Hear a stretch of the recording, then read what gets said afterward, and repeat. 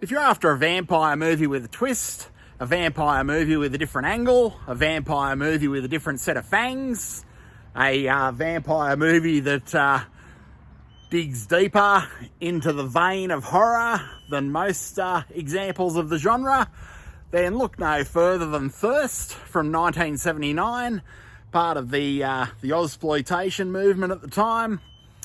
And Thirst is about a young lady called Kate who seems quite confused. She's having a bit of an identity crisis, to say the least. Doesn't know who she is or what she is, but that'll all make sense later on in the movie.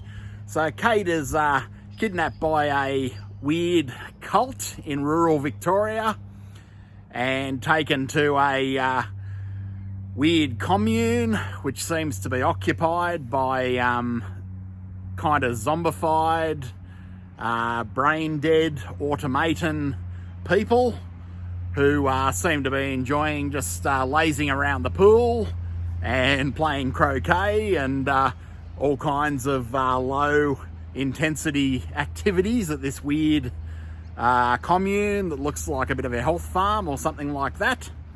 And Kate soon learns that she's actually the full-blooded, if you'll pardon the pun, descendant of Elizabeth Bathory. And Elizabeth Bathory, as you may well know or may not know, was known as, affectionately known as Countess Dracula. She was a countess that used to bathe in the blood of virgins in a quest for eternal life. So quite a bunny boiler, quite a piece of work. And apparently Kate, our heroine in this movie, or our protagonist, is a direct descendant of Elizabeth Bathory. So that's the setup for Thirst. And this commune is quite nefarious. It has some weird secret society vibes going on. The location of the commune's quite impressive. I believe it was filmed at a Melbourne art commune called Monsalvat, which is still around. I think I got the name right, and I'll leave a link in the pinned in the comments, just in case any of you are interested in the visiting this particular location. I'm sure this arts community would be highly impressed by a bunch of Ozploitation fans rocking up and asking them about 1970s vampire movies. So there's that. I'll leave that pinned in the comments. But the whole movie has quite a strange and unusual vibe, to say the least. Some of the commune members include Henry Silver, of all people, best remembered from Bronx Warriors 2, reviewed recently on the channel. And also, of course, he was in Trapped, one of my favourite Canucksploitation movies of the 80s. So Henry Silver was in Canucksploitation and Ozploitation, which is quite a feat. And there's also David Hemmings. David Hemmings, some of you may remember, as the Paul McCartney lookalike from Deep Red, aka Profondo Rosso. And they join quite a quirky ensemble cast of strange and unusual cult members that kind of remind you of Scientologists or something like that.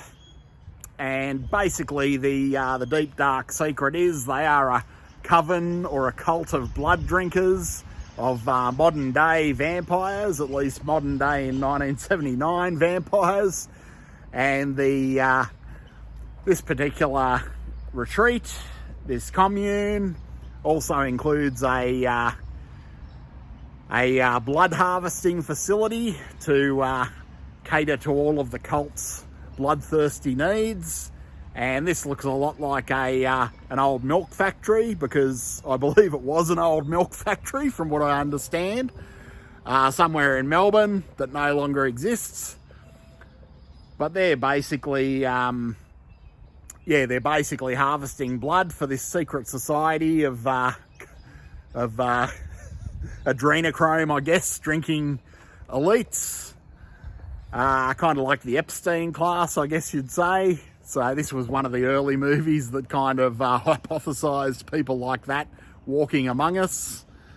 and harvesting us and so on and so forth, back when that sort of thing was pure fantasy, pure horror, pure speculative fiction, and back before it basically became a documentary in 2026. So pretty cool movie. It is quite different to a lot of your garden variety vampire movies, especially your Hammer movies and even the Lost Boys or something like that.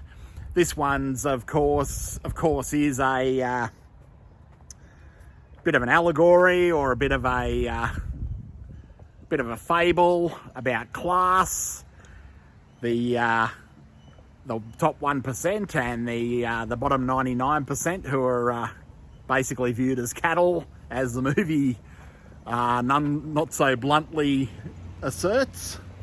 So the bottom 99% are basically there to have their blood harvested for these vampire elites, including Henry Silva and the guy that looks like Paul McCartney out of Profondo Rosso, aka Deep Red. So the social commentary in this one, needless to say, is heavy-handed. It comes in thick and fast. It is quite a cool movie, maybe because of that, maybe in spite of that, who's to say. And the reason I love this one so much is why I love a lot of these Ozploitation movies. A lot of them were made by basically raconteurs or entrepreneurs, same. And they hadn't been sort of formally trained in filmmaking or anything like that, so they did give their own perspective, their own interpretation of cinema in this fantastic Ozploitation movement. And as a result, you see these movies with quite disparate plot elements, quite disparate and uneven plot structures, but that's what makes them so unique and so memorable to this day. And Thirst from 1979 is no different. It's a bit of a pastiche, of course. It's part vampire movie, part cult movie, part dystopian science fiction movie. It wears all of these various patches on its sleeve, and it does throw in enough cliche vampire tropes to keep the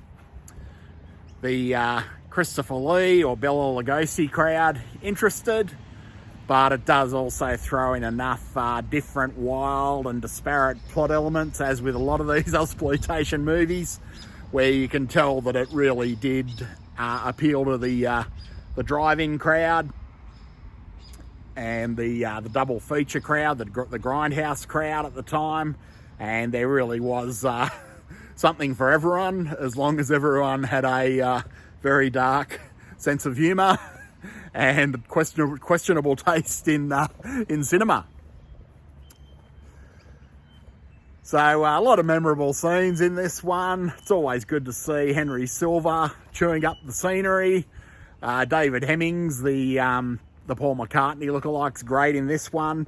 I love the whole the metaphor for basically people that think that they're above the law, above everyone else, treating everyone else as cattle, which we've seen turned up to 11, sadly, in recent years, with all the scandals involving the whole Epstein class and so on and so forth. As I said, what did look like fiction does begin to resemble fact after a while. So these movies are quite interesting in retrospect, that did explore these themes that once seemed far-fetched when I was a kid, that once seemed fantastic when I was a kid, and now they almost feel documentary style. So Thirst from 1979, fairly easy one to see, either on the deep, dark, grey area corners of the internet or YouTube. It's also streaming on Broly. You can probably pick up a copy on physical media as well, fairly easily, from Umbrella here in Australia.